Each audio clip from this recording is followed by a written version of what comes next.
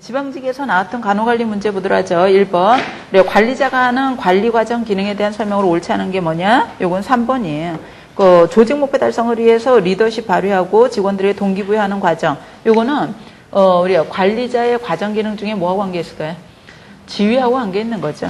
여러분들 인사 기능은 조직의 목표를 효율적으로 달성하기 위해서 인력 자원 계획하고 확보하고 활용하고 보존하고 보상하고 개발하고 하는 기능을 얘기하는 거잖아요. 그래서 3번이 옳지 않은 거죠.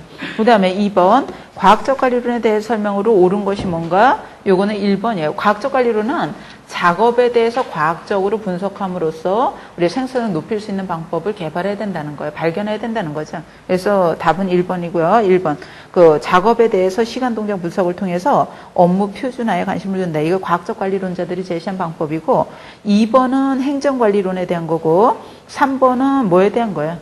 상황 이론에 대한 거고 4번은 뭐에 대해 설명했을까요? 관료제에 대한 설명이에요. 이거는. 그 다음에 3번 목표 관리에 대한 설명으로 옳지 않은 게 뭐냐? 요거는 2번입니다. 네, 개인의 능력 발휘 책임 소재를 명확히 하고 이거는 틀리지 않아요. 근데 자기 통제를 하는 자기를 통제하는 과정 이것도 맞죠? 근데 뭐가 틀렸을까요? 과정 지향적 목표가 특정이다. 이거 틀린 거예요.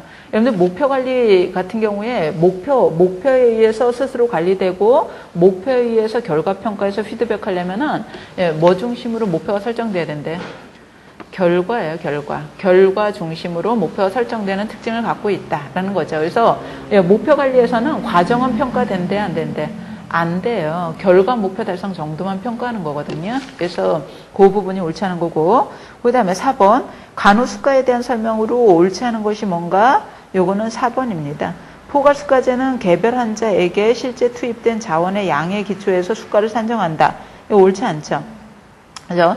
여러분들 포괄수가제 같은 경우는 실제로 제공한 서비스의 양과 질과 관계없이 포괄적으로 수가를 산정하는 거잖아요. 여러분들 환자에게 실제로 제공된 자원의 양의 기초를 두고 수가를 산정하는 것이 일단 행위당 수가제 중에서도 우리 자원 기준 상대 가치 체계를 얘기하는 거야. 자원 기준으로 자원 기준 상대 가치 체계. 자원 기준 상대 가치 체계는 행위당 수가제의 하나거든요. 그래서 행위당 수가제 대 자원 가치 상대 체계 가치 체계를 설명한 거고요. 그 4번이 옳지 않은 거죠. 나머지는 다 맞는 얘기예요. 읽어보실 거. 그 다음에 5번 직무 설계 방법에 대한 설명으로 옳지 않은 것이 뭔가? 요거는 4번입니다. 직무 특성화는 여러 과업을 묶어서 직무 영역을 넓히는 거다. 여러 과업을 묶어서 직무 영역을 넓히는 직무 설계 방법을 뭐라고 그럴까요? 이거를 직무 확대라고 그러는 거예요. 직무 확대. 그래, 비전문화법이라고도 그러잖아요. 직무 확대법 설명한 거고 직무 특성화는 뭐냐면 직무 특성화는 그죠? 우리가 모든 구성원에게 다 직무 충실화하는 것이 아니라 우리 직무 특성과 구성원의 특성에 따라서 그죠? 특성을 고려해서 직무를 설계해야 된다는 것이 뭐였어요? 직무 특성 모형이에요. 직무 특성 모형은 직무 특성과 구성원의 특성에 따라서 결과에 따라서 달리 설계를 해줘야 된다는 거잖아요. 그래서 직무 충실화를 무조건 다 모든 구성원에게 다 충실화시키는 게 아니라 뭐를 고려해서 구성원의 차이를 고려해서 우리가 직무 설계해야 된다는 것이 직무 특성 모형이에요. 직무 특성화죠. 그 다음에 6번 조직 구조에 대해서 설명한 것으로 옳지 않은 것이 뭔가? 요거는 2번입니다. 정해진 방법에 따라서 반복적으로 수행되는 업무의 경우는 우리가 공식화가 어떻다는 거예요? 높다라고 그래야 돼요. 높은 수준의 공식화가 요구된다라고 그래야 되죠. 네, 그래서 답은 2번. 나머지는 다 맞는 얘기예요. 쭉 읽어보실 것. 그 다음에 7번. 직무평가 방법에 대해서 직무평가법에 대해서 설명한 것으로 옳지 않은 게 뭐냐? 요거는 2번입니다. 조직 내 모든 직무를 확인하고 분류해서 여러 유사한 직무를 같은 등급으로 묶는다. 이거 요소비교법이 아니라 뭘 설명했을 것 같아? 직무분류법이에요. 직무분류법. 분류법이라고도 그러고 등급법이라고도 그러잖아요. 그래서 분류법, 등급법을 설명한 거고 여러분들 요소법은 어떻게 설명해야 되냐면 각 직무를 요인별로 비교하는 거라는 거예요. 직무를 요인별로 비교하는 양적 평가법이다. 이렇게 얘기해야 되죠. 그래서 한 번에 한 요소에 대해서 여러 직무를 어떻게 하는 거라고요?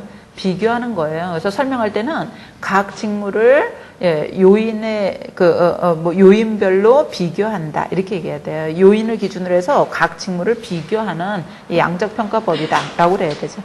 그 다음에 8번 혼효과, 우리 직무평가할 때 나타나는 오류, 그죠? 평가 오류를 얘기하는 거잖아요. 그 중에서 혼효과에 대한 설명으로 옳은 것이 뭔가? 요거는 2번입니다.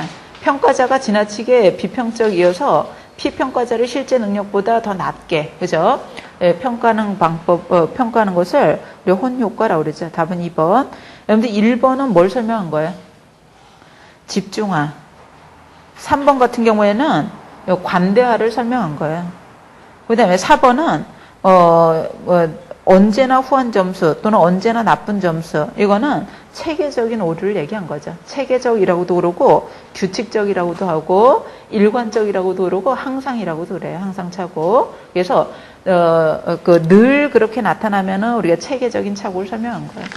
그 다음에 9번, 권한임에 대한 설명으로 옳은 것으로 묶인 것이 뭔가? 기억번은 관리자들의 효과적인 시간 관리 돕는다. 이거 맞죠? 예. 중년, 관리자들이, 상위 관리자가 효과적으로 시간 관리할 수 있다는 거예요. 그래서 기억번 맞고, 니은번에 부하 직원은 잠재 능력을 더 개발할 수 있죠. 그래서 니은번은 맞는 거고, 디귿번에 중년 사원의 위임 정도가 높아진다가 아니라 뭐라 그래야 돼? 낮아진다. 이렇게 얘기가 되죠. 그래서 이거 틀렸고, 그다음에 위임이 이루어지면 이루어질수록, 조직 관리하는데 비용은 어떻게 될까요? 올라가요. 한 곳에서 결정해서 우리가 관리하는 것보다 위임을 해서 각자 관리하는 것이 우리가 비용, 조직 관리에 드는 비용은 높아지는 단점이 있죠. 그래서 리을번은 맞습니다. 답은 4번. 그 다음에 10번. 동기부여 이론에 대한 전략으로 옳지 않은 것이 뭔가? 요거는 1번이에요. 여러분들 기대 이론은 일단 내용 이론, 과정 이론 중에서 어디에 들어가요? 과정 이론에 들어가거든요. 그래서 동기부여되는 과정을 설명한 이론이 기대 이론인데, 기대 이론에서는 동기부여가 뭐에 의해서 결정된다고 얘기하냐면 우리의 기대감, 수단성, 유의성에 의해서 우리의 동기부여 정도가 결정된다라고 그러죠. 그죠? 결정되는 거고, 우리가 뭐에 의해서 결정되는 걸 설명하는 이론은 아니에요. 욕구 유형에 의해서 우리가 동기부여가 결정되지는 않더라는 거예요. 그래서 욕구를 설명한 이론은 내용 이론이죠. 그런데 기대 이론은 과정이에요. 그래서 과정 이론으로 기대성, 수단성, 유의성을 높여서 높임으로써 동기 유발할 수 있다라고 설명하는 이론이죠. 그다음에 11번. 11번은 행동 이론에 대한 거잖아요.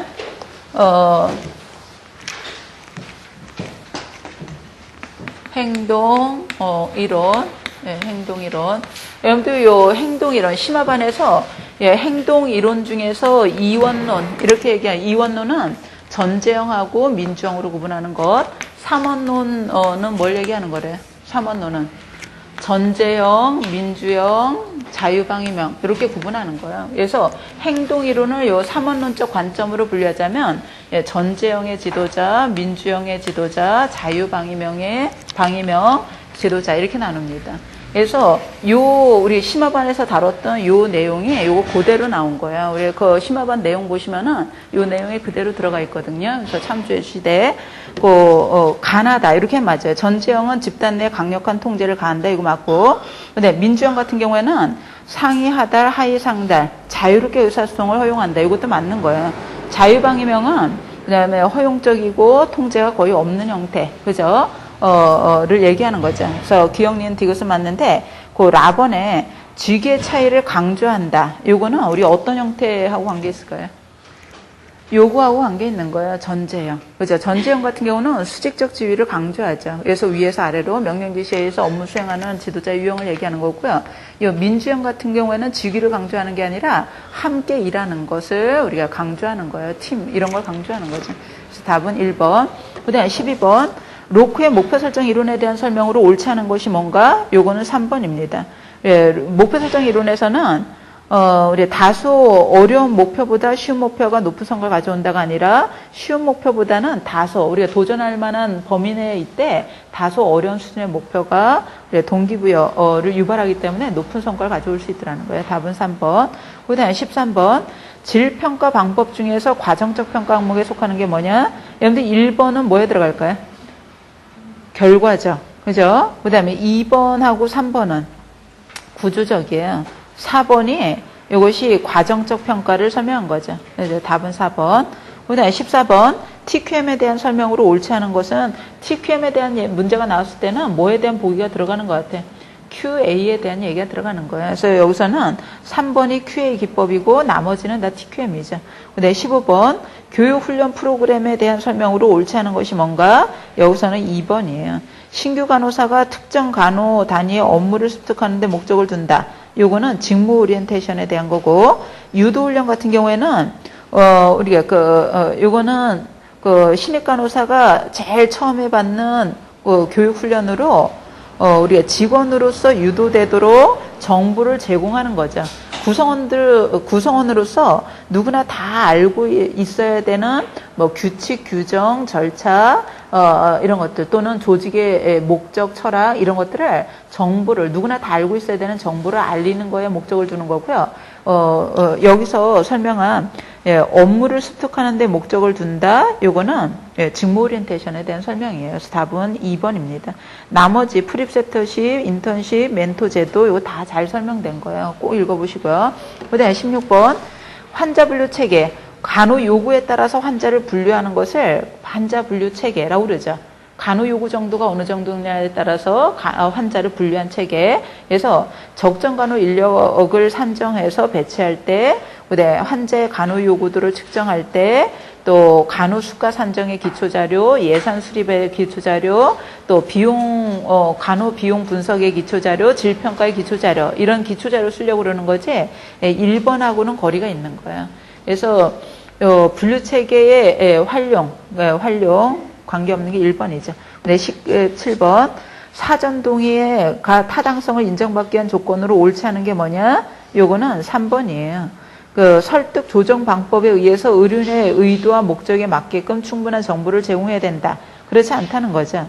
여러분들 의료인의 의도와 목적에 맞게끔 정보를 제공하는 게 아니라 전문직, 의료인이 수행하는 모든 것을 정보를 제공해야 되는 거예요. 그리고 전문인이 제공하는 모든 것을 정보를 제공하는 거고 또 환자가 알고 싶어 하는 것도 정보를 제공하는 거죠. 그래서 의료인이 자신의 의도와 목적에 맞게끔 정보를 제공하는 것은 요거는 바람직하지 않다는 거죠.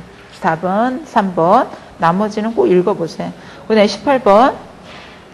불법 행위를 발생시키는 필요한 요건이 아닌 것이 뭔가? 그래요. 불법 행위는 고의가실로 인한 위법한 행위로 다른 사람에게 손해를 줬을 때를 뭐라고 그러는 거야? 우리가 불법 행위라고 그러는 거예요. 그래서 불법 행위의 구성 요건은 우리가 구성 요건이 간호사의 고의과실이 있을 것, 위법한 행위가 있을 것, 손해가 발생했을 것, 인과관계가 있을 것, 이거 아니겠어요? 그래서 여기에 해당되지 않는 것이 뭔가? 여기서는 4번입니다. 환자에게 손해가 발생할 것을 알면서도 이를 시행한 고의가 증명돼야 된다. 이거는 주의 의무를 얘기하는 거예요. 그래서 불법 행위는 우리가 위법한 행위로 인해서 남에게 손해를 줬을 때가 뭐라고요? 불법 행위예요. 그래서 불법 행위의 책임은 일단 위법한 것이 있어야 돼요. 위법한 것이 있어야 된다. 위법한 것이 다른 사람의 권리를 침해하는 것을 위법한 행위라고 그러는 거예요. 그래서 1, 3번 같이 위법한 행위가 있어야 되고 그 다음에 위법한 행위와 발생한 손해 간에 뭐가 있어야 된다고요? 인과관계가 있어야 돼요. 그리고 간호사의 과실이 있어야 되는 거죠. 그래서 4번은 관계가 없는 거야. 그 다음에 19번. 우리가 마케팅 전략으로 인터넷을 통한 환자 상담이나 진료 시간 연장 이런 얘기가 나오면은 우리가 인터넷을 통해서 상담한다 이런 것들은 쉽게 서비스를 접근할 수 있도록 한다는 거잖아요. 정보를 얻을 수 있도록 하는 것, 진료 시간 연장 이런 것들도 쉽게 접근하기 위해서 그죠? 그래서 시간적 접근성을 어떻게 하려고 그러는 정보적 접근성이나 시간적 접근성을 어떻게 하려고 그런다고요? 높이려고 그러는 거예요. 그래서 접근성을 높이는 거는 뭐에 들어가요? 유통 경로 전략에 들어가는 거죠. 답은 3번. 그다음 20번 낙상 방지 대책으로 옳지 않은 것이 뭔가? 요거는 1번이에요. 시야를 좋게 하기 위해서 창문을 낮게 할 수는 있지만 낮게 하면은 우리가 사고가 발생될 수 있기 때문에 방지 대책으로는 적합하지 않은 거죠. 답은 1번. 그래서 오늘 여기까지. 네, 수고하셨습니다.